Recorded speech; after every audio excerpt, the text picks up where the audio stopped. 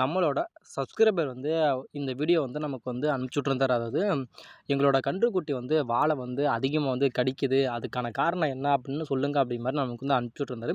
இதுக்கான முக்கியமான காரணம் என்ன அப்படின்னா, அதாவது அந்த கன்றுக்குட்டிக்கு இருக்கிற சத்து குறைபாடு தான் அதிகமாக சொல்லப்படுது. ஏன்னா கன்றுக்குட்டிக்கு வந்து போதிய அளவு வந்து நம்ம வந்து மாட்டுக்கிட்ட வந்து பால் விட்டு கறந்துருந்தோம் அப்படின்னா கண்டிப்பாக வந்து இது மாதிரியான விஷயங்கள் வந்து நடக்காது. ஏன்னா நம்ம வந்து பால் விட்டு கறக்கல அப்படிங்கிறப்போ அதில் வந்து அதிகப்படியான அந்த கன்றுக்குட்டியில் வந்து சத்துக்கள் இல்லை அப்படின்னா அதோட வால் பகுதியில் வந்து ஈரா இருக்கட்டும், இல்லை பேனா இருக்கட்டும் அதிகமாக வந்து இருக்கும். அது வந்து உற்பத்தி ஆக ஆக என்ன பண்ணும், அரிப்பு அப்படின்னு வந்து அதிகமாக ஏற்படும். அதனால தான் வந்து அந்த கன்றுக்குட்டி வந்து அந்த வாலை வந்து கடிக்கிறதுக்கான முக்கியமான காரணம். அந்த உனி பேர்லாம் வந்து வராமல் இருக்க என்ன பண்ணும் அப்படின்னா, அதாவது உனி மருந்து வந்து கடைகளில் கிடைக்குது.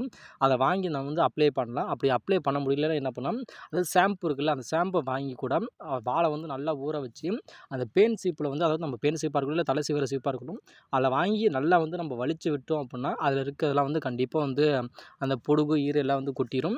இதை வந்து வாரத்துக்கு வந்து 2 நாள் இல்லை 3 நாள் பண்ணாவே கண்டிப்பாக வந்து க்யூர் ஆகிரும்.